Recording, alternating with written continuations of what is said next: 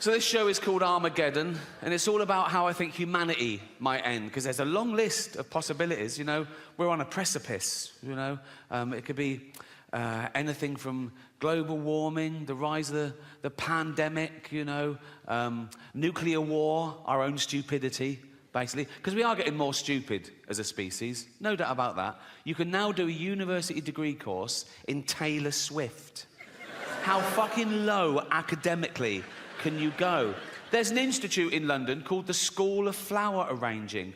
I went past it, I couldn't believe it. School of Flower Arranging. I looked in, and there's people having lectures. Flower arranging. My mum used to pick flowers every day from the garden, cut flowers, put them in vases around the house. At no point did anyone come round and go, what unqualified cunt did these?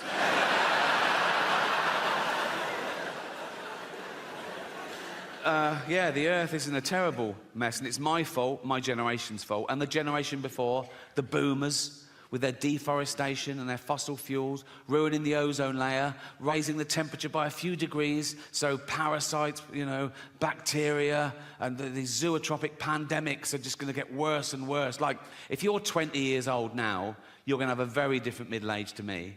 I've had the best 60 years of civilization, right? But if you're 20 now, in 40 years' time, you're going to be in your house wearing a mask, crying. Like you do now over jokes.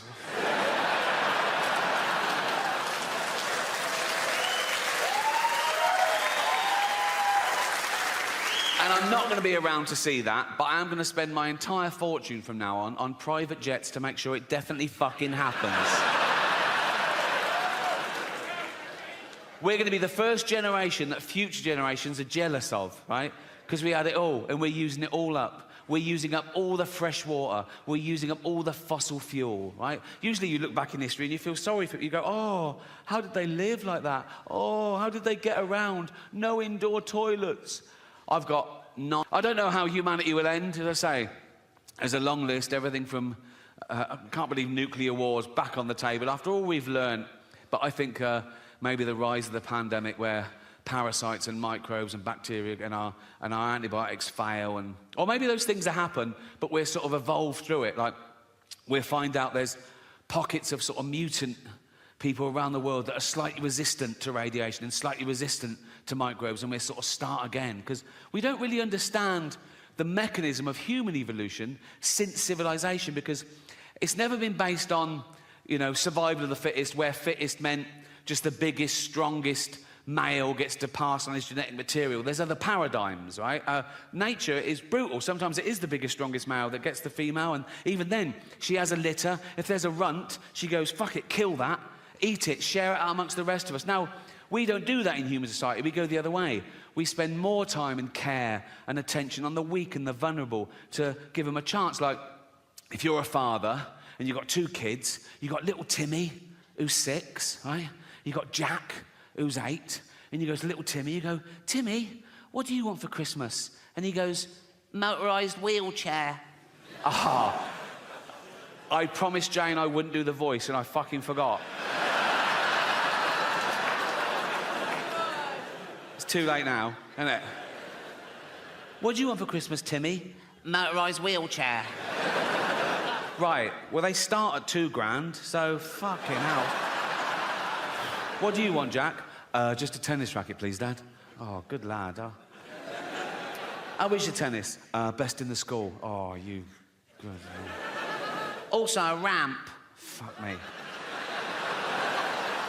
What, so now we're doing fucking building work at Christmas, are we? Fuck me. Oh, sorry, Jack, can't afford your tennis racket. We've got to spend all the money on a ramp and a motorised wheelchair for this money-grabbing little fucking... Why do you need a motorised one? No arms. That's fair enough. That is fair enough. I can tell some of you feel a bit uncomfortable laughing at little Timmy, who's a little 6-year-old lad. He's got a funny little voice because his chest is all fucked. Got no arms, no legs, just like stumps, right? But let me tell you something about Timmy to make you feel better about yourselves. He's a fucking racist. Yes. Horrible little shit, he is. You little fucking bigot. You disgusting little fucking racist, you racist scum, you filthy little fucking, you fascist, you fucking, you disgust me.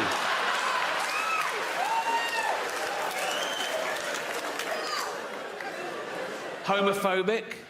Yeah. He's like, they're not like us.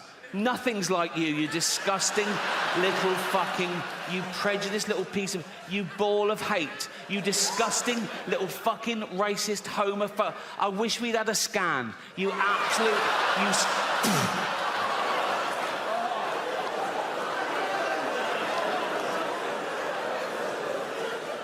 Misogynist. If he could, he'd rape. There's your little Timmy.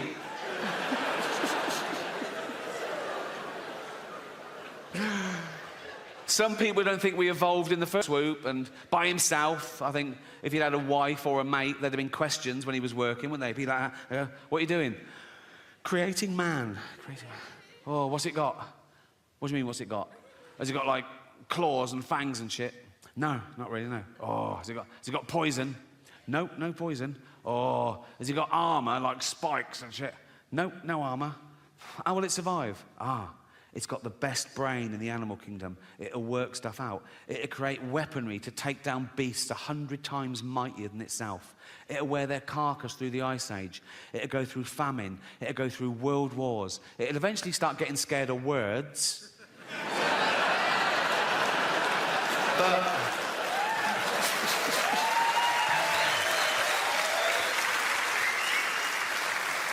for 10,000 generations, it'll be top dog. Oh.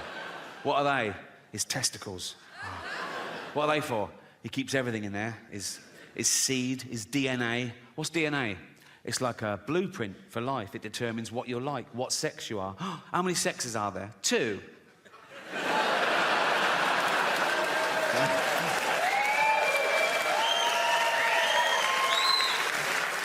Also, that's where he keeps his testosterone, so he's fucking well hard, right? And if you take a finger and flick a testicle, he's fucked. He's absolutely fucked. He's thrown up, he's on the floor, he's out of the game, absolutely kippered. Why are you putting it on the outside? For a laugh. Artificial intelligence, the latest existential threat to humanity, the rise of the robots, so intelligent, they can teach themselves, they can teach each other, they can build each other, you know? Soon they know everything there is to know, and they hate us. Why wouldn't they, right? And they'll be so realistic, they'll walk amongst us, they'll go to work, right? You know when they're getting really human? When they start calling in sick. Mondays, I mean, they've learned all the tricks. They go, oh, I'm not coming in today. Why not? Oh, fed up. What's the matter with you? They sort of scan social media. ADHD. Self-diagnosed. They'll be in HR all the time, won't they? Be like, Ryan in accounts is robophobic. Why would he say? Call me a whiny plastic cunt. I think we should be allowed to insult robots when it's happened, you know, because we've made them to make our life easier, and that would get things off our chest, because it's bad enough, isn't it, with real people, you're getting in trouble, saying the wrong thing, people taking things the wrong way now, like, oh my God, oh, I made fat Linda cry today, oh, what happened? I just shouted out to her, then I remembered we only... But the longer you live, the grumpier you'll get. It's not just going to happen to me, it's going to happen to all of you. Because the longer you live, the more shit you see, and you go, oh, fuck, this again, right? And the more burden you carry. And the older you get, the weaker you get, so the burden gets heavier. And you go, oh, God, this again. And you can't die nowadays. You know what I mean? You go, oh, thank God, I'm dying. Oh, fuck, I'm back. You know what I mean? They can transplant every organ now. Whatever's got... Transplant every organ. Not your brain. That wouldn't make sense. You are your brain. So that would be an everything else transplant, wouldn't it? But I'd sign up for that. I don't care about this. It's to get this round. If I could leave £1 million to science, so when I died, suppose when I died, my body's crushed, killed instantly, but my head's intact. They keep that on ice, wait for a body donor. Some poor bloke gets his head crushed, put my head on his body, and I'm back. I know. Statistically, I will get a bigger penis as well, so the odds are in my favour there, trust me. I wake up in the future, I see the scar, and I go, oh, that's all right. You know what I mean? I go... I go, oh, you've always wanted a big knob? I go, yeah, I've always wanted a big knob. I go, let's have a little bit of me time, shall we? And I start, but then every time I look down, I go, oh, that's not my knob. Do you know what I mean? I go, oh, that's not my knob. Oh, that's not my knob. It's not my hand either, carry on. It's like, you know what I mean? In England at the moment, and in America, particularly California, mental illness, it's taken off. It's taken off a trip. When I was at school, you were either thick or clever, normal or mental, right? Now there's like 1,000 new mentals, right? And it used to be a stigma. They go, I'm not mental. Now people go, I'm mental. You know what I mean? They want to, I'm mental. It's like everyone I know in media is ADHD. They go, I'm ADHD. I'm ADHD. Yeah, so I'm ADHD. Take the test. Yeah, I took the test 5 times, passed it on the 5th. Oh, well done. Right? They go, and it's like, I'm writing a song about it, I'm writing a poem about it, I'm writing a book about it. Oh, well, yeah. And they brag about it. They put it in their CV and in their... it's got disorder. When did we start bragging about having a disorder? 20 years ago, you wouldn't have got given a business card and it said Ron Pike, anal warts. You know, just... keep it to yourself. No one cares. Right?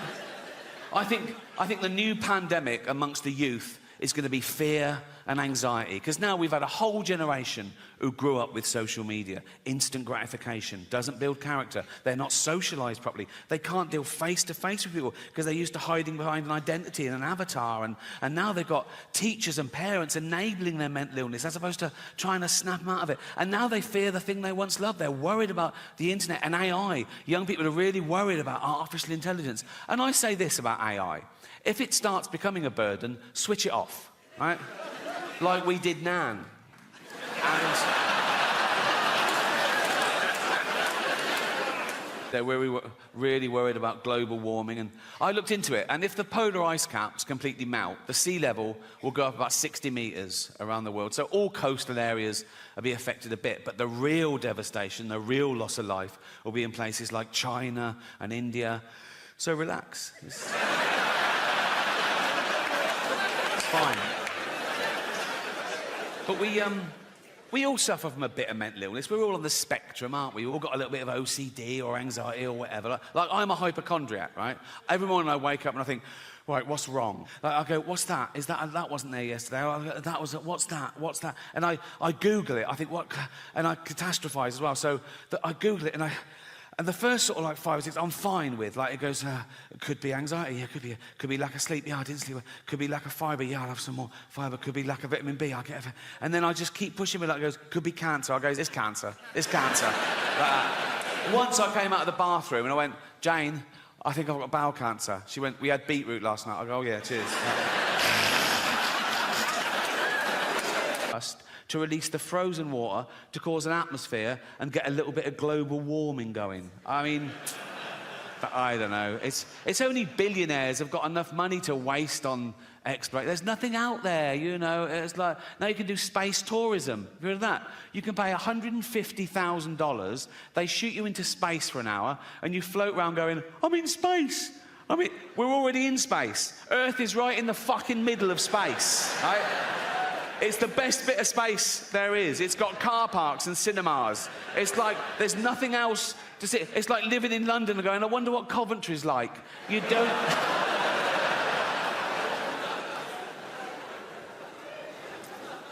But I'm optimistic. I am. I think people care about the planet deep down. I think it's just that most people on the planet don't realise that most people on the planet are destroying the planet. Most people don't realise that in my lifetime, we've wiped out 70% of all animal populations.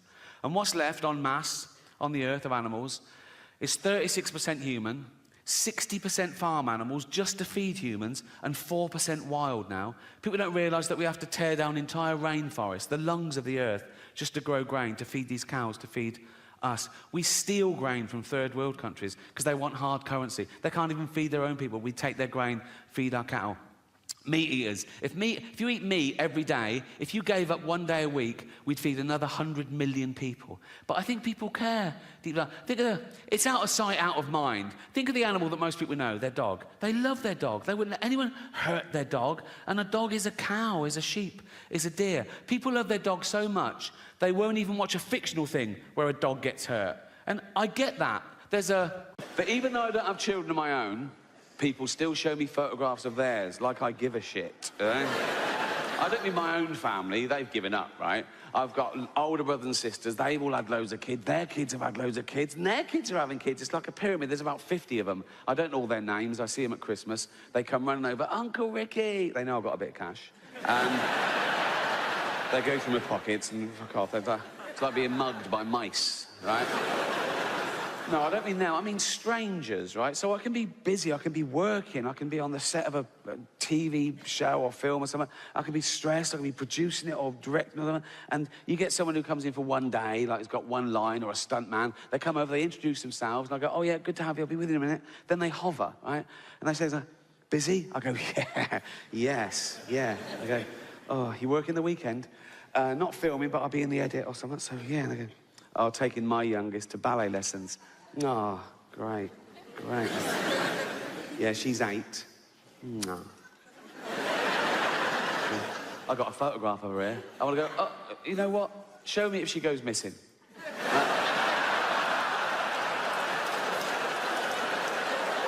I'll keep an eye open in the woods. You know what I mean?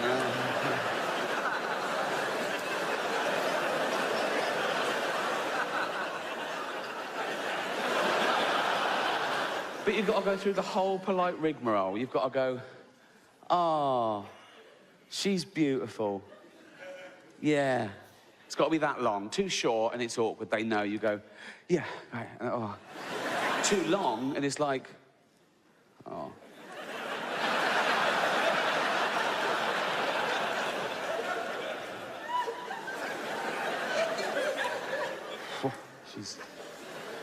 She's fucking beautiful. It's a minefield, isn't it?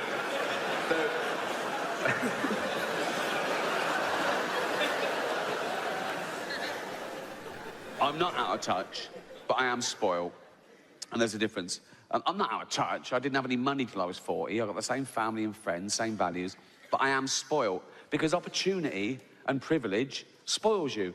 And it doesn't take much, right? I'll give you an example. Right, first time I started making it in America, the next time we flew, we were met at the plane by a bloke in a suit and a thing, and he just walked us past the queue like that and straight out the other side, right? And the first time it happens, you're sort of horrified. You're going, oh my God, everyone's looking at me and pretending to be late. Oh God, a baseball cap. Oh God. Next time we flew, I went, where's that bloke who walks us through? I'm not fucking queuing, right? It's quick, right? And whenever I fly to the States, I've got a place there, but I'm always working, right? So someone else is paying, right? So I go first class, BA. Oh, it doesn't get any better. Even if I was paying my own way, I'd still go first class, but Jane would probably be in coach. Right? It's 10 grand a pop. She's, yeah, that new Planet of the Apes movies on, she'd love that. She'd be happy, right? But when someone else is paying, I say, Jane, get up here with me, right? Front 2 seats. Oh, they board us early. We're on the plane about 15 minutes before anyone else. Oh my God. They bring around these snacks, these like warmed, caramelized nuts in a bowl, right? Champagne. It's great. It's like a little day off for me. No phone or anything. It's like a little holiday flying to the States, right? I could do without the safety video. That's always a bit of a downer, right? And totally pointless. If you go into the side of a mountain at 500 miles an hour, the brace position does fuck all. Imagine if that worked, right? You're going down, right? The flames smash, you go, I'll try it, right? You do that, ball of flames, you wake up, everyone's dead, except you go, fucking hell, that's amazing. That is...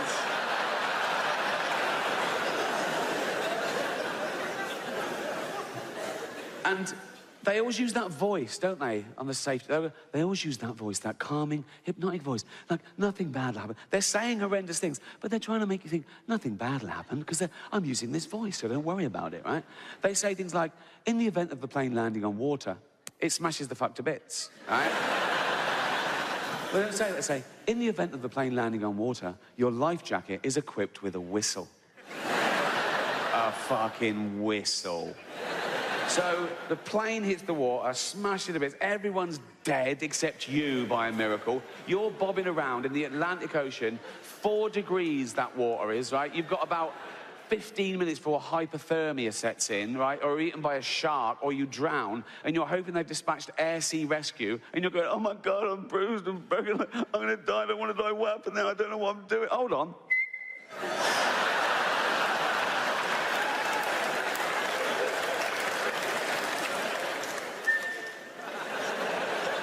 I mean, air sea rescue. Now, I don't know if you've ever been in a helicopter. Of course you haven't, right? But they're fucking loud, right? It's like having your head in a washing machine. You have to wear earplugs and then ear defenders. Your teeth rattle. It's like that. So you're over the Atlantic Ocean at night, you go.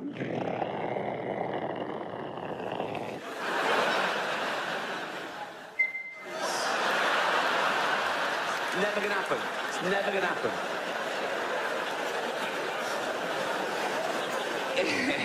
If you crash, you die, right?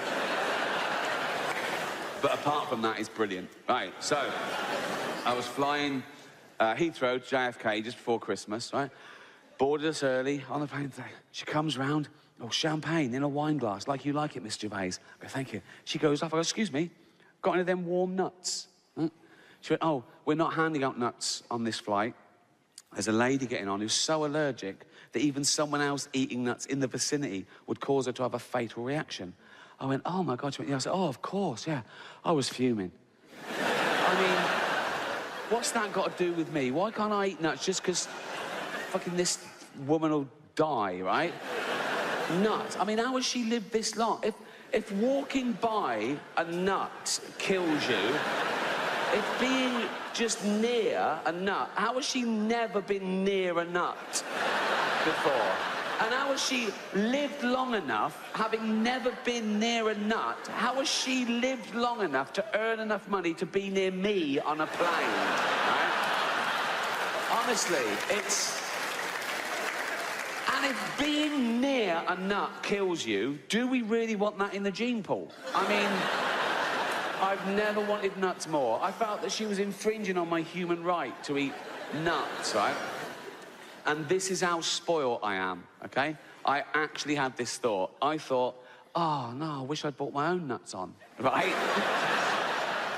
And I thought that for about a second. I thought, oh, no, that wouldn't work, because she'd get on, right? She'd start going, oh, blowing up like a frog, right? And die, right? And then someone would go, Ricky Gervais brought his own nuts on, right? You know, right? So, of course, I don't take my own nuts on. What I do now, before I fly, I have a shower, and then I rub myself all over in nuts, just in case. Because then they go, oh, can I have any nuts? I go, oh, no, not nuts. A lady getting on, so allergic, she'd die. I go, yeah, not a problem, right? Lady gets on, sits down, starts blowing up like a frog, going, right? I'm going, what's the matter? I'm touching her all over. I go, what's the matter?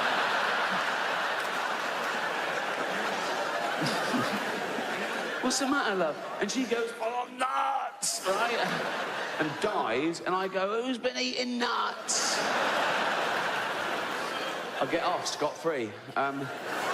So I got to America, I went on the chat show, right? The Tonight Show with Jimmy Fallon, right? And I told that story, the whole thing, right? And went well, audience laughed, great, went out, fine. Next day on Twitter, outrage. And by outrage, I literally mean one person going, how dare you, right? Right, this woman had seen that she was like, I saw you on Jimmy Fallon, it was disgusting, making fun of nut, and my daughter's nut intolerant, how dare you, children die. Oh my God, who's this woman? And she's tweeted me about 15 times. She starts atting NBC and Jimmy Fallon. I'm going, why is she stirring up trouble? How many followers? 23, ignore it, don't worry about it. Right? And you know when you're being told off and they use your own silly words against you, like a teacher going, what, you find so-and-so funny? And because the teacher's really angry, right? Yes, you do find that thing funny, whatever they... She said, would you find it funny if my daughter blew up like a frog? Yeah, because you saying that, yes. If you said that at the funeral, I would, yes, yeah. So, right, and then someone else gets involved, Ohio Mums Against Nuts, right? And she does a blog, right, and they're talking to each other, and she puts me in her blog about how disgusting I am, how many children die, and all this sort of stuff. One of them even filmed her little girl, right, and put it on YouTube and sent me the link, and I opened the link. It was a sweet little girl, about 7 years old, and she just went, "Dear Miss Gervais, I have a fatal nut allergy. Delete." Not my problem, right? Ignore, ignore, ignore, right? But then one of them said something that reeled me in, just because I'm this self-professed Twitter police, right? Try and explain to someone every day what freedom of speech means, particularly in the context of comedy, and particularly in the context of a joke, that a joke about a bad thing isn't as bad as the bad thing. It's not even necessarily condoning the bad thing. It could be anti the bad thing. It depends on the actual joke.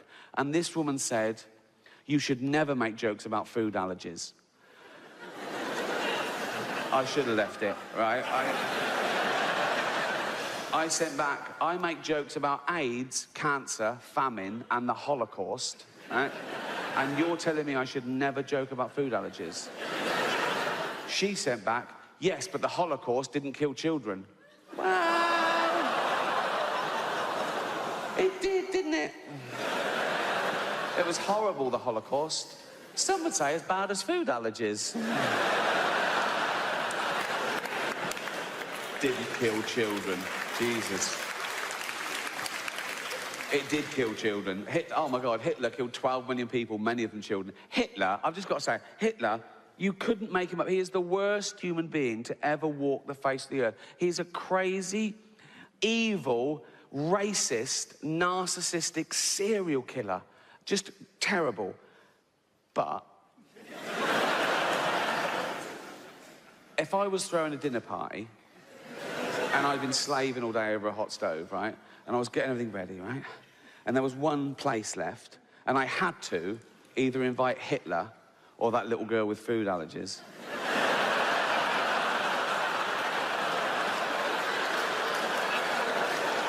I know who'd ruin that party more. You know what I mean?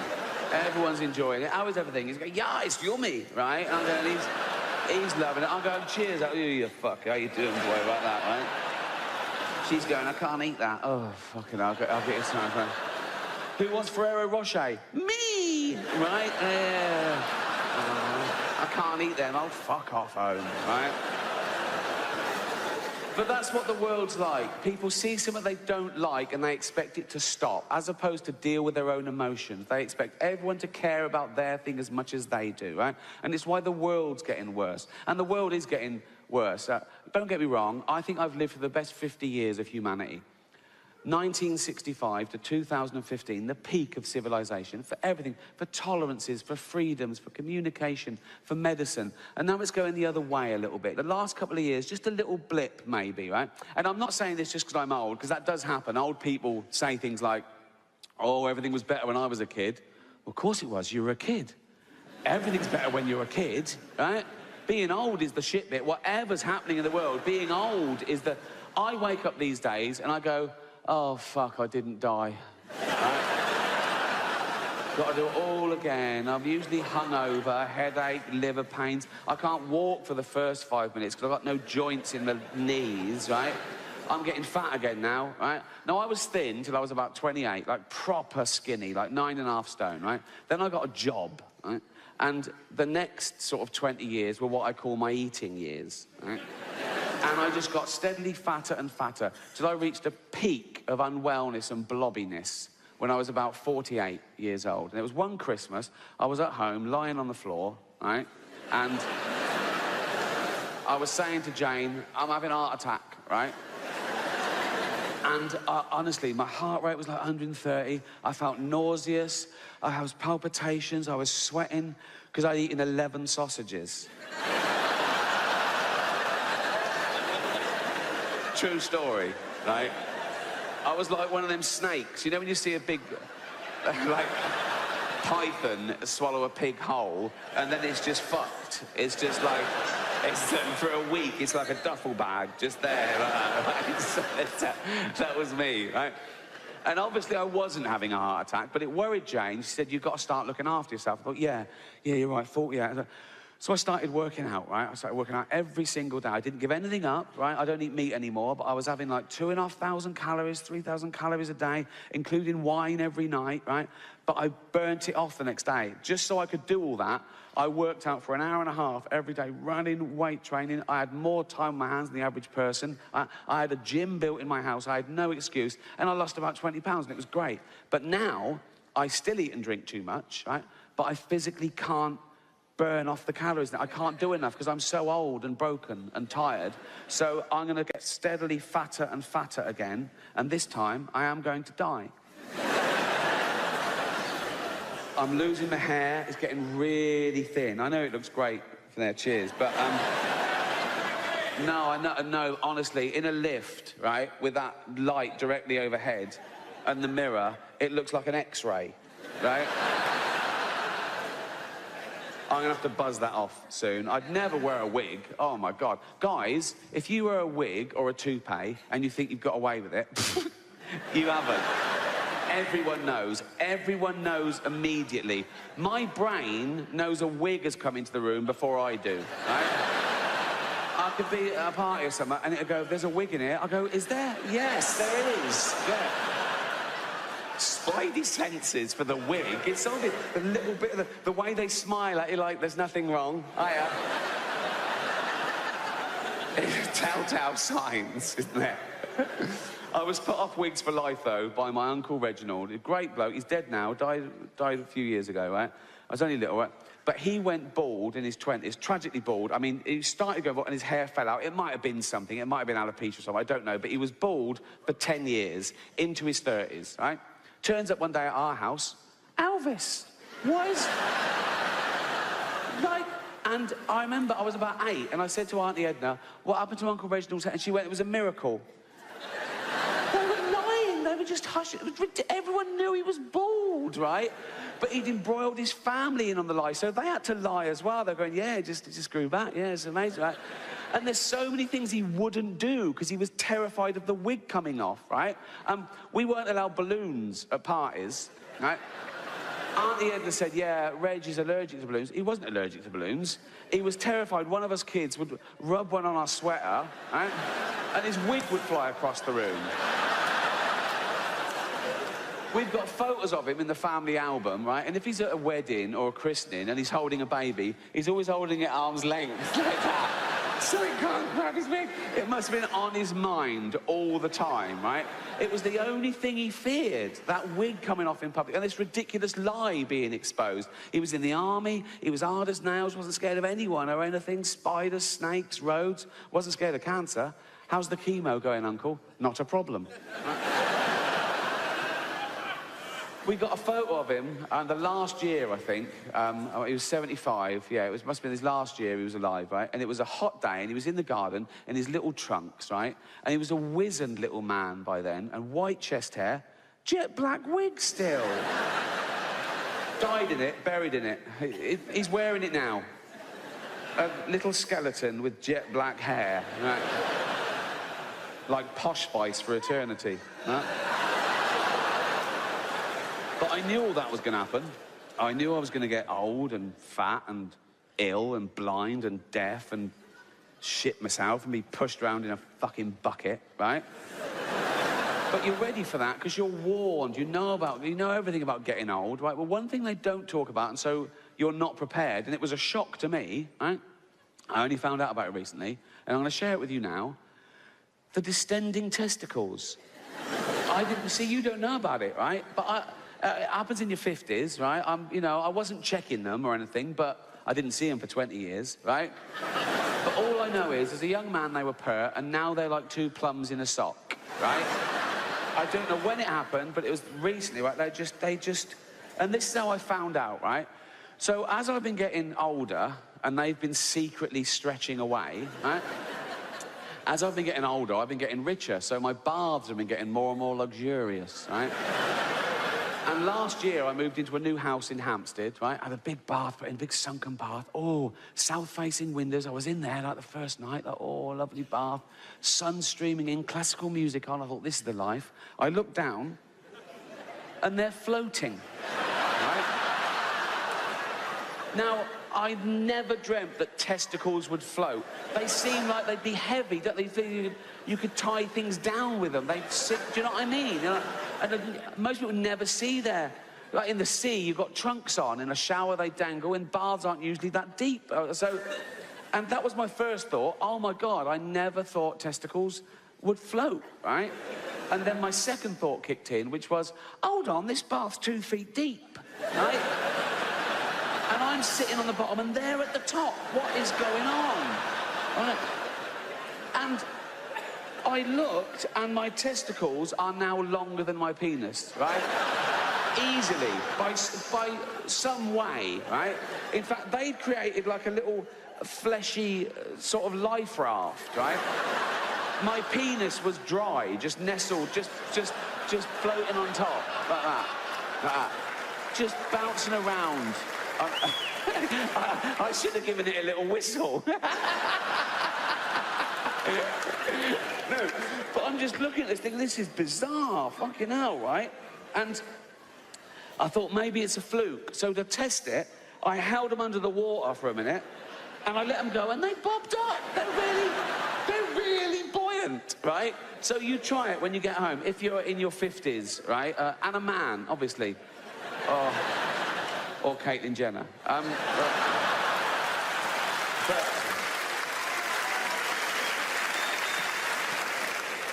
But the world is getting worse. And I blame the beginning of its demise on social media. Because Twitter and Facebook, that's where this ridiculous notion bred, right, and became stable, that it was more important to be popular than right, right? Everything was like me, agree with me. It falls into two tribes. Oh, I don't agree with them, so I'd block them, right? And now, in this post-truth era, people don't care about the argument. They don't look at the argument. They say, who's saying the argument? No, they're not on our side, right? It's ludicrous, okay?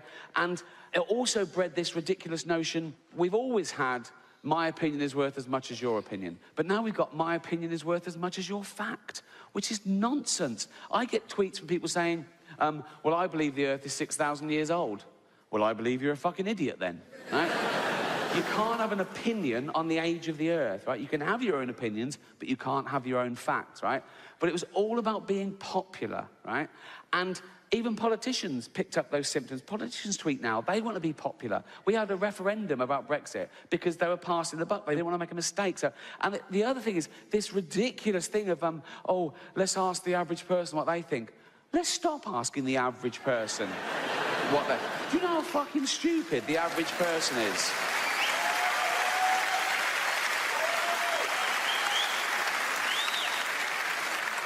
We still sell bottles of bleach with big labels on that say, do not drink, right? Let's take those labels off, right? For 2 years, and then have a referendum.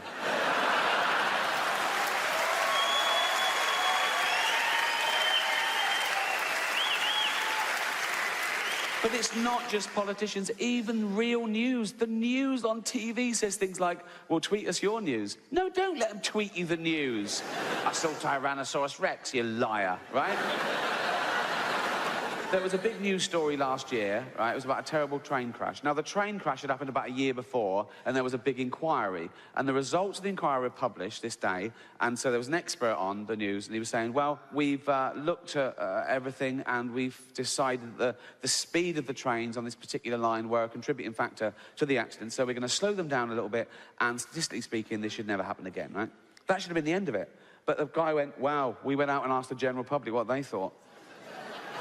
So then there was 3 banal vox pops. The first one said, well, I already pay £960 a year, so I'm not happy, right? And the next one said, well, it takes me 45 minutes each way, so it's not good enough, right? And the last one said, well, I always say, it's better to arrive at work late than dead. Why is that on the news? And when is that applicable in any situation? You know what I mean? Go, all right, Ted, you're in early. Ted? Oh, Ted. We've been through this. Remember I said I'd rather you arrived late than dead? But The big enemy is stupidity, right? I want to share with you the most stupid tweet I ever got, I think. All right. Now, admittedly, when I first got on Twitter, I pushed my agenda a little bit. I was an outspoken atheist, not because I thought I'd change anyone's opinions, but because I thought it was important to tell the other side, you know. There's still 13 countries where people are put to death just for being an atheist, and there's people bullied, and I just wanted to say, it's fine to be an atheist, it's fine to believe in God, and it's fine not to. That's all I was saying, really. And then I realised I didn't even have to tweet about religion or atheism. I could just tweet a fact, and that annoyed just the right people, right? I tweet things like, happy birthday, Earth, 4.6 billion years old today. And someone would always go, oh, we know what you're fucking doing, we know what you're doing, right? So, this is a tweet I got from someone after one of those, I assume, right? And it was all in capitals, which excited me. That's the sign of Twitter madness, mixed with anger. It's great, right? And I looked at his profile, and sure enough, he's a gentleman from Texas. He's a fundamentalist, creationist Christian, right? Which is fine. He loves God. He loves God and fetuses, mainly. He loves the fetus from conception to when it turns out gay. And then he's...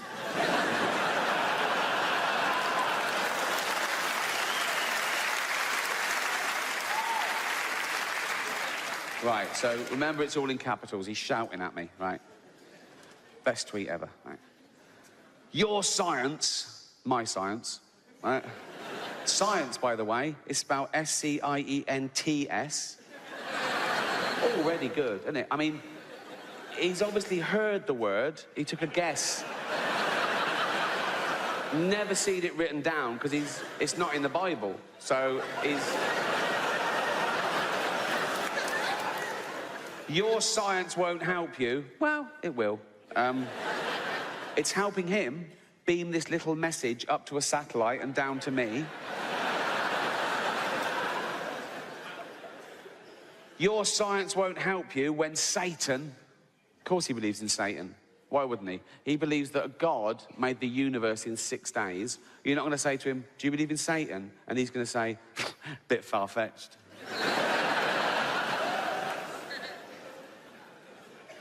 Why doesn't God kill Satan? That's what I'd ask him. If I was wrong and I met God and I go, oh, you do exist. He'd go, yeah. I go, well, in which case, I've got a few fucking questions, mate. In fact, the first one would be, why did you make chocolate kill dogs? What's... mental. Also, if you hate homosexuality so much, why did you put the male G-spot up the arse? What is wrong with you? Then I'd say, why don't you kill Satan? And he'd go, what? I go, why don't you kill Satan? If he does all the bad stuff and you do all the good stuff, yeah, and you want good stuff, yes, yeah. I mean, you do want, yes, yeah. And you could kill him, couldn't you, if you wanted? Yes, because you can do anything easy, yeah. Why don't you kill him then? Because... Shut up.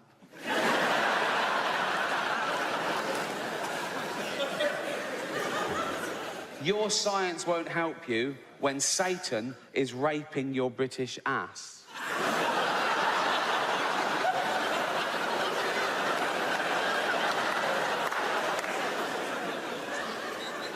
And he's got a point. Because if I die and I find myself in hell being raped by Satan, science has pretty much let me down.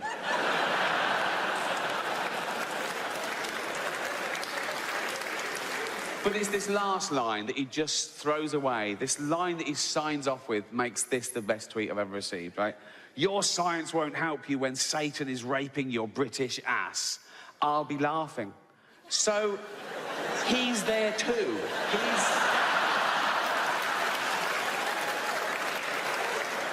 So he's a fundamentalist Christian who's lived his life by the Old and New Testament. He dies, he wakes up in hell, right? which must be off the charts on the scale of emotional trauma for a Christian. You must go, oh my God, I'm in hell. Oh my God, why have you forsaken me? I'm in hell, it's the worst place. No, it's for eternity. I'm going to be tortured for eternity. Sees me getting raped, goes, what, he's suddenly over it, is he? His day suddenly got a little bit brighter, right? And like he's not next, right? So he says, I'm getting raped, right, by the devil, right? And he's just there, you fucking atheist scum, right? And I'm like, yeah, whatever, right? Because I mean, I assume it happens all, it's like an eternity, so I'm, yeah, whatever, go on your fear. I might say, watch your hooves on my testicles, you know? Big backlash, wasn't there?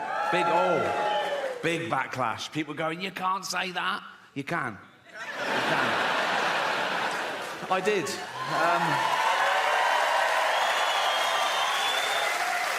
Yeah. The inevitable backlash, which made it the most watched special of the year. So, I've learnt my lesson. No, I have learnt my lesson, and that's why I'm going to be woke from now on. It's about time. Well, I'm sorry. Well, I am woke, and now I'm woke, the first thing I've got to do is change my Twitter bio. Because at the moment, it's like a list of the shows I've created. But now I'm woke, I've got to pop in the word anti-fascist.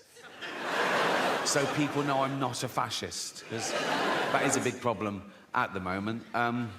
People come up to me on the street and they go, Rick, have you been imprisoning journalists? I go, no. They go, oh, interesting. They go, have you been gassing Jews? I go, no. They go, well, pop it in your bio then, you silly cunt.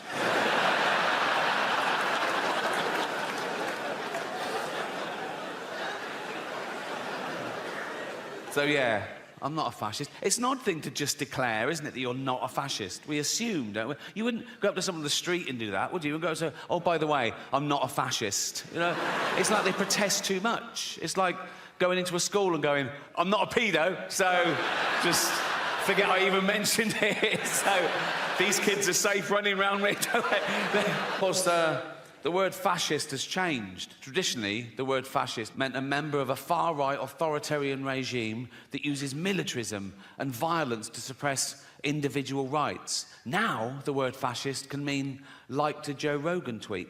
So, words change, yeah? And that's part of the reason I'm going to become woke, is words change, and I don't want to be left behind, you know? I don't want to end up like my granddad in the 70s. Oh, he was all like, coloureds this and queers that. Oh. Although the word queer is all right again now. So if you wait long enough, it just goes full circle. Just be patient is my... So yeah, you can use the word queer. You still can't use it as a noun, only as an adjective. You can't go up to someone and go, you're a queer, but you can go, hear about Darren? He's queer now. If Darren is definitely bent. You can't go around just slagging off Darren willy-nilly. Do you know what I mean? You can get sued in this country for saying someone's gay if they're not, you know, which is a homophobic law, because you can't be sued the other way around. You can't be sued for saying someone's not gay if they are, which seems unfair, doesn't it? Like, I could go up to Britain's biggest gay and go, all right, Alton, all right, and... He'd love that. He'd fucking love that.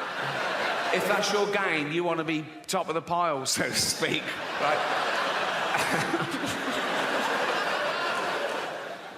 I go, all right, Alton. You go, yeah. I go, ha, ha, ha, ha, ha, ha. You're not a gay. He'd go, I bloody am. Right?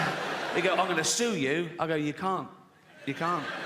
He'd go, but know that I am gay. I go, I don't believe you are. He'd go, well, come on with me and see the shit I do if you don't believe me.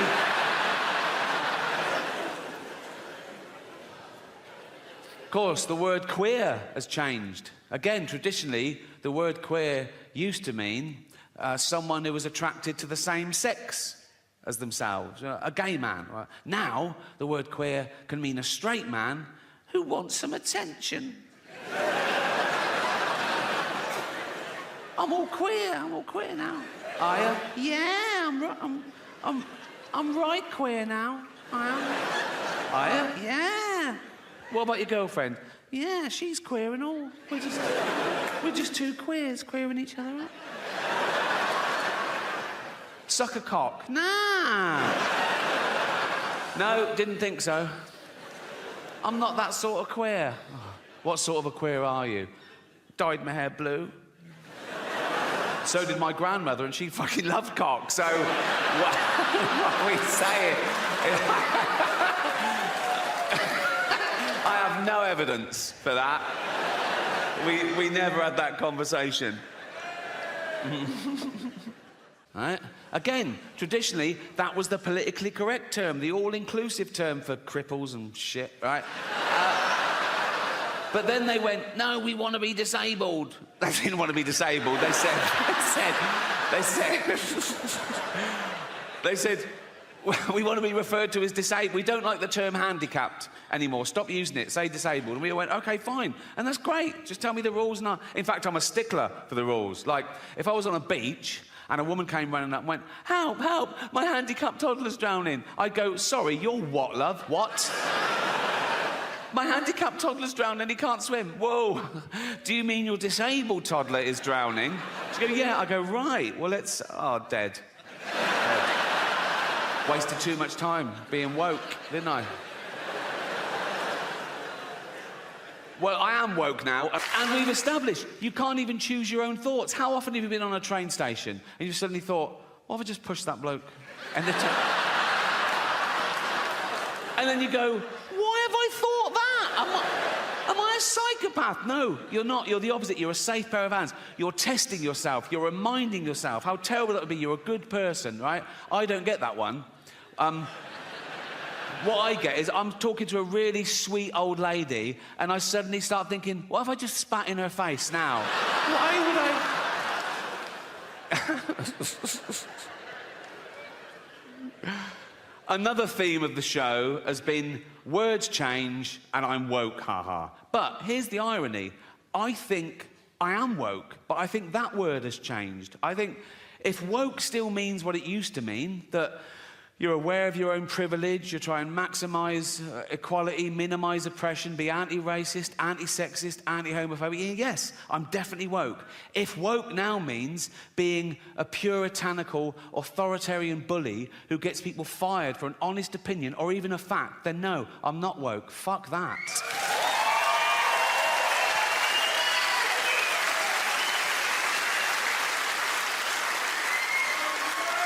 Ban it from the number one everywhere. My name trended for 3 days that Christmas. I wasn't the only comedian who trended that Christmas. Do you know the comedian Rosie Jones? She's got cerebral palsy and she was on a TV quiz show and the trolls came out on Twitter going, she's not funny. People saying, you're only saying that because she's disabled. You're only defending her because she's disabled. Sort of back and forth, right? But that wasn't her biggest controversy of the year. This is a true story. Earlier that year, Rosie Jones made a documentary for Channel 4 about her condition, her plight, some of the trolling she gets, some of the insults she gets called, right?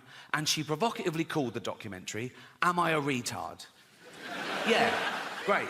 Power to her, right? Now, the people who complained were disability campaigners. They had a go at her. They went, you can't use that word. She went, what? Why? I said, because you're physically disabled. That's a derogatory term for people with mental disabilities. If you want to use a derogatory term, you should use one that describes your particular condition. So basically, Rosie Jones said, am I a retard? And disability campaigners said, no, you're a spastic.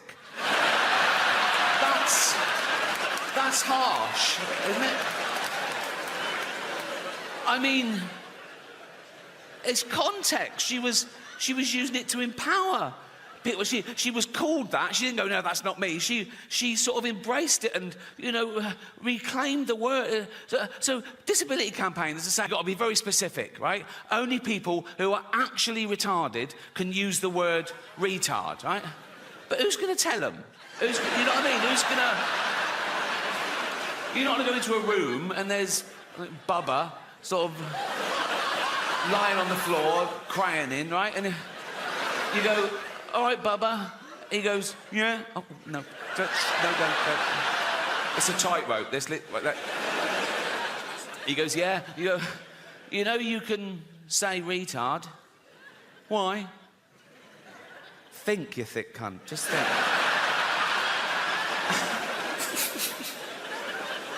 Anyway, I think she should be allowed to use the word in context. Like, if she can't use the word, then I've used the word now, so I'm in trouble again. Like, actually, I didn't use the word, did I? This is a point I want to make. People say, oh, he used the word so-and-so. I didn't use the word. Using the word would be calling someone that word. That's using the word, isn't it? I said the word in a discussion about the fucking word.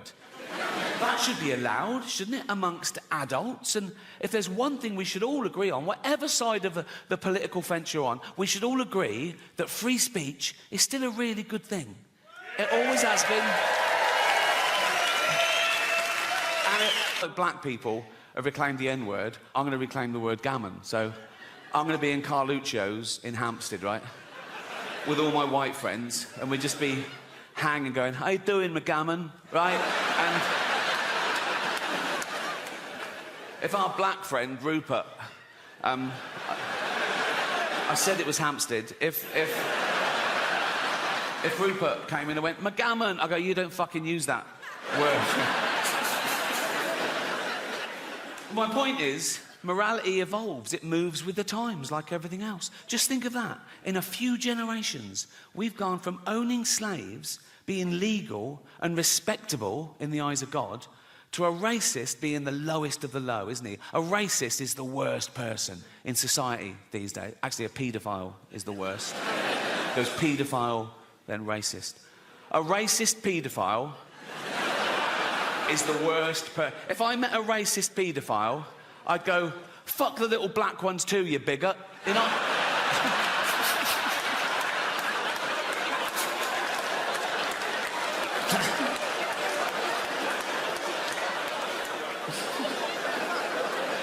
That's fine, that's fine, it's fine.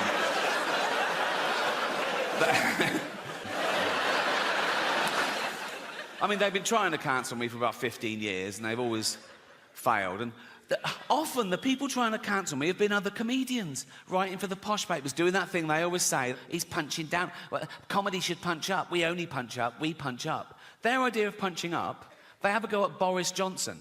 How the fuck is that punching up? You know, the cunt is learning disabled. He's like this fucking waterlogged Gary Busey, fucking albino Eggman thing. He can't string a sentence together. Have you heard him talk? He's like, he's a fucking moron. That I punch up, I have a go at people like, I don't know, Stephen Hawking, right? Yes, the greatest brain that's ever lived. He can take it. And he wouldn't even have minded when he was alive, because he's part robot, isn't he? I think he's basically a talking chair, so you can say what you want, and he was on Epstein's island, apparently, so fuck him. I don't... What was he doing there? Why do I want to go? Why? Why do I? You're like, just there, doing... Fuck, I would go, what? I know pedos who'd kill for a ticket to that, and he's just taking up a space. It's probably DEI or something, and they go, we need one. Like, I'll go, what are you doing here, Steve? He go, I'm thinking weird shit. Fuck off.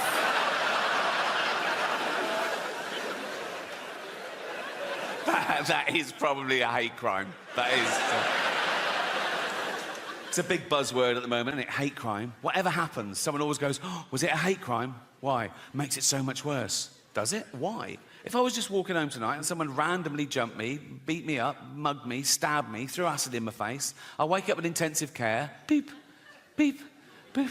I open my eyes through the bandages. There's a policeman. He goes, Miss Gervais? I go, yeah. He goes, we just want to let you know it wasn't a hate crime. I go, oh, thank God for that. Pretty hateful, isn't it? But no, a hate crime is something that's based on your race, disability, sexuality. So a guy with a gun, he wants to kill someone at random. He sees a crowd. He goes, eeny, meeny, miny, mo, bang, kills someone dead. He goes to court. The judge goes, why did you kill that person? He goes, no reason. The judge goes, so you're not a bigot? He goes, oh, no. The judge goes, no. 10 years. Some other guy's got a gun. He goes, I fucking hate dwarves. Right? He sees a little dwarf. He takes aim, bang, kills the dwarf dead. Right?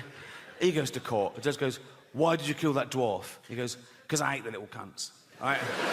The judge goes, you're a bigot. 20 years. Now, he shouldn't get more for shooting a dwarf. If anything, it's a harder shot, isn't it? Like, if I was that judge, I'd go, what, you shot a dwarf at 100 metres, yeah? Fucking props, that is... But I've just, I said earlier, I've never had a joke stopped by the Golden Globes, and that is absolutely true, but I've just remembered a joke that I stopped myself, because I bottled it a bit, and I think I was being overcautious. I want to share it with you, right? So, I got the chance to introduce Jason Momoa. Do you know who Jason Momoa is? Yeah, right? So I thought the meta joke would be to show my hypocrisy and my cowardice. Like, I'm okay to slag off actors. Who's scared of actors? But when it comes to a big dude, right, I'm not... for research, it's not a fucking fetish. Like... A child born today in the UK has a percentage chance of survival of 99.8%, which is incredible. I thought, is that just the mollycoddled West? And I was putting in third world countries. And even in Africa, it's like 96.5%.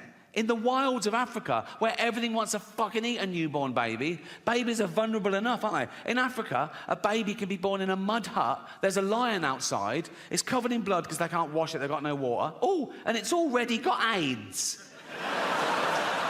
Now, by the time that joke goes on Netflix, it'll be nuanced. There'll be an underlying satirical point, I'll claim. But until then, all I've got is, baby's got AIDS. I know that it's funny. I just have to work out why. Leave it with me. Leave it with me. Also, by the time that goes on Netflix, I'd have been playing arenas around the world. It'll be hitting hard, people will be laughing. So if you are an African woman and you just had a baby in Africa and the doctor goes, oh, I'm sorry, your baby's got AIDS. You go, oh, my God, you're there. You know, our little baby's got... You're there with your husband and you go, oh, our baby's got AIDS, Jeff. Jeff.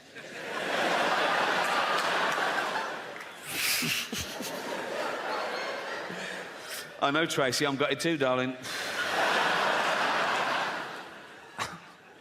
Our baby's got AIDS. Oh, should we watch some comedy to cheer us up? Yeah. What, Netflix? Yeah. What, Ricky Gervais? Duh. Yeah. And they're sad that their baby's got AIDS, but they're sort of laughing along. Armageddon, And it gets to that bit, baby's got AIDS. And she goes, oh my God, Jeff, why are they all laughing at us and our baby with AIDS? And Jeff goes, well, they're not laughing at us per se. She goes, well, they are. They've named us and everything. They're literally laughing at us in this bit. And Jeff goes, yeah, but we're a fictional couple with a fictional baby with AIDS. Anyone offended by that is a fucking moron. And then he goes, and at least he didn't do the accent. So... And then she goes, yeah, but only because Jane begged him not to. It's funny because it's true. Look, me twerking on TikTok. Look.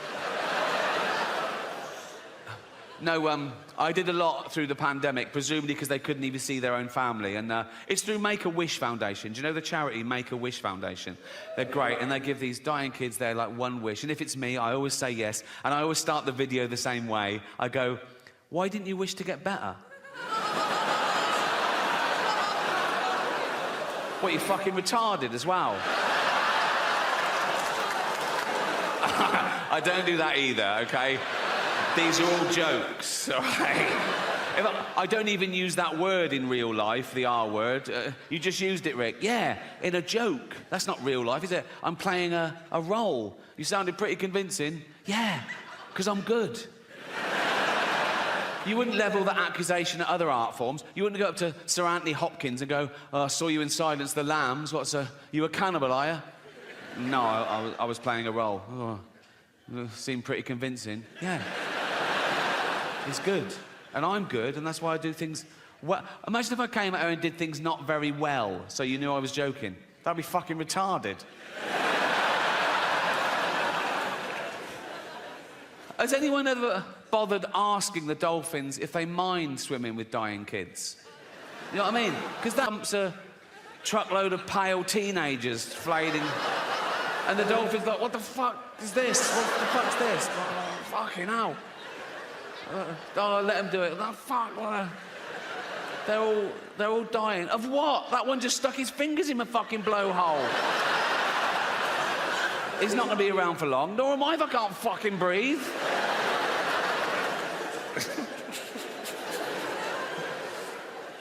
It's very sad.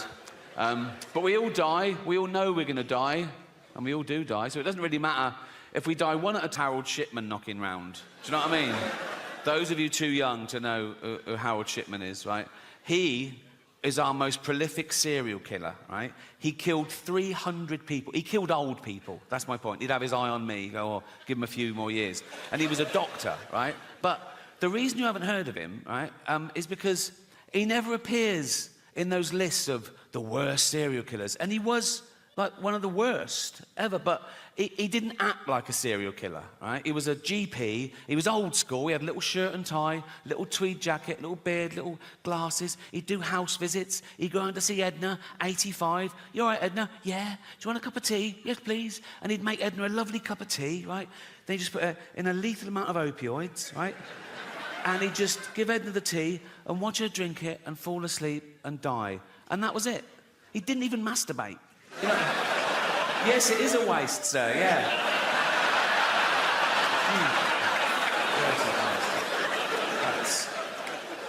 And they reckon he got the idea when he was a little lad, Harold Shipman, little Harold Shipman. He watched his mum dying of lung cancer, being given morphine, and somewhat triggered him. He thought, I'll grow up, become a doctor, and I'll do this. I don't know whether it means that he liked the way the morphine got his mum out of pain. So these were like mercy killings, like, you know, reliving the kindness. Or the opposite, he was jealous of old people who lived longer than his mum should have, so he was punishing them. I don't know, doesn't matter. Actually, it does matter, because if you can really understand, you know, I always think that when there's a school shooting in America, right, it's usually some emo, right, who goes into a kindergarten, kills about 30 toddlers, turns the gun on himself, right? And all the eyewitnesses, they always say the same thing. They go, oh, he was a loner, he sat at the back, he was shy, he was bullied. Let's round those cunts up now. Do you know what I mean? It's like, go into a school, see who the bully's smashing up, right? Go, I'll take it from here, mate, thank you, right? And drag that little dweeb off to Borstal or jail or so. Go to the bully, go and find another one. You know what I mean? He's doing a great job, but we need more. But they're beating up future child killers.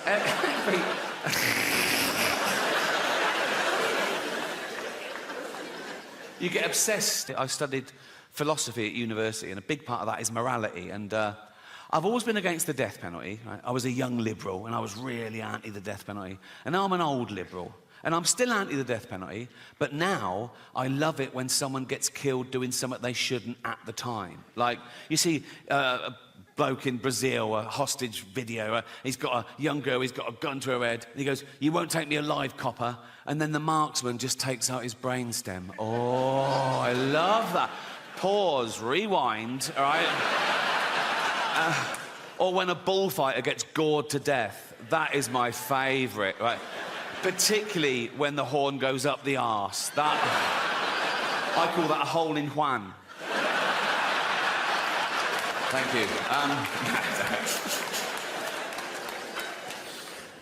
Or those videos coming out of lawless New York. You see them on Instagram and YouTube. It's someone with an iPhone. He's got someone, right, he's knocking over this little convenience store. He's got a fucking hoodie and a knife, and he's nicking all the booze. He doesn't care he's being filmed. He's going to get away with it. He's going to get away with it. Then, from behind the counter, comes a little 70-year-old Korean man who batters him to death with a broom. I fucking love that. I can't wait to be a 70-year-old vigilante. Just walking around Hampstead with a walking stick. Oh, but it's a sword. I paint it white as well to look even more vulnerable, right? Wear dark glasses like that. I'd see a gang of youths. I'd go over to them and go, so, excuse me, guys, do you know where the Nike store is? I want to buy some Air Jordans with all this cash. And as they go for it, you little fucking cunts.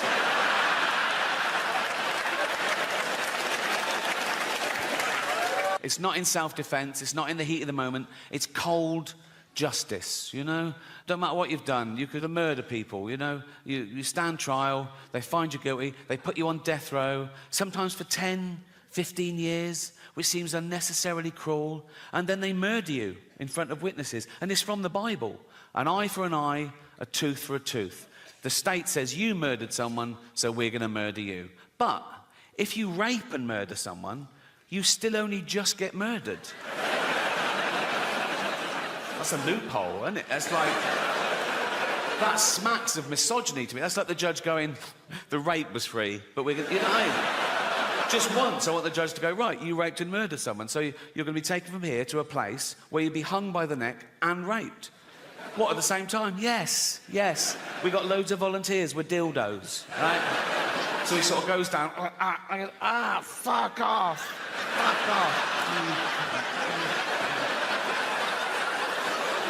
Okay, he's dead. Yeah, I know.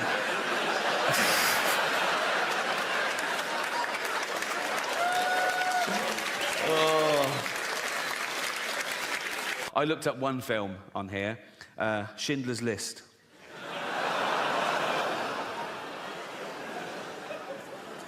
Absolutely real. Schindler's List, doesthedogdie.com. Right? First question, does a dog die? No. Does a cat die? No. Are any animals abused? Someone answers, there is a chicken that's handled roughly, but otherwise unharmed.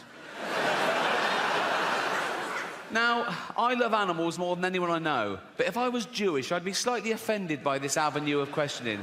Imagine that in real life. Imagine someone says, oh, yeah, my grandparents were murdered by the Nazis. You go, oh, what happened? Oh, they were dragged from their house and sent to the gas chamber. Oh, was a chicken hurt? What? But as I say, it's become, you can ask any question about anything. Someone says, is there child abuse? Is teeth damaged? Is there a hanging? Does someone struggle to breathe? Yeah. Well, yeah, yes. Someone says, does someone fall downstairs? Who's scared of slapstick? It's like... Anyway, so this website was founded in 2010, so it's run about 13 years, right? And the later questions start reflecting the times we live in now, and they get more and more fragile and narcissistic. These questions were asked this year. Check it out, Schindler's List, right? Someone says, are there any fat jokes? Would that make this worse? Well, imagine the real thing. Imagine I'm in a concentration camp, right? I'm naked, everyone around me is naked. We've got a commandant herding us towards a gas chamber, and he goes, move it, fatty, right? And I go, rude.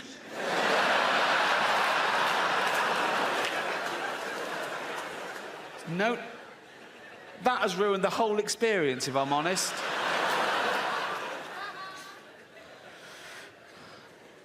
Someone asks, is there hate speech? Yeah, there is.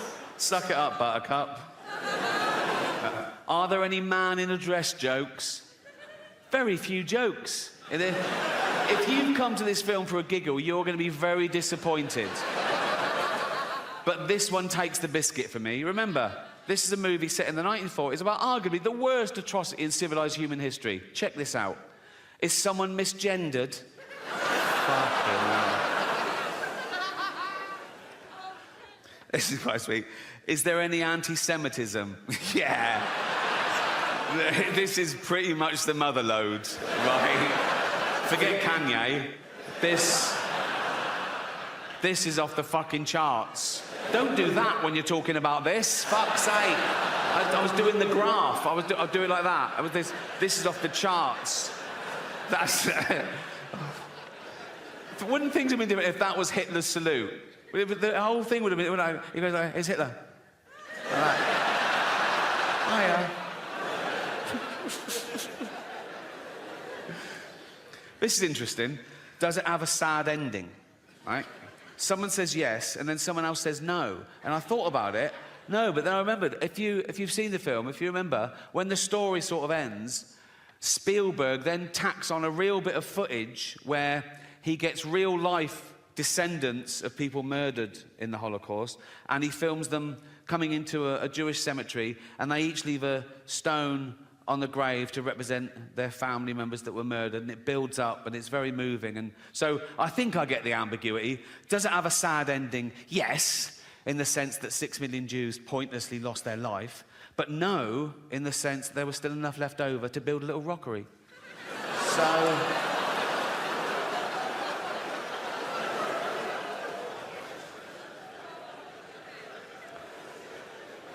I asked one question myself on this.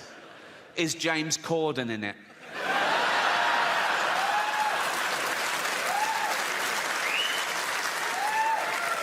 Story. It's still on the theme of Does the Dog Die?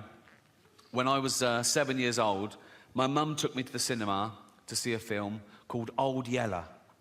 Beautiful film, yeah, made in the late 50s and sort of set in the Wild West on this homestead. And it's about a kid who adopts this little junkyard dog, and he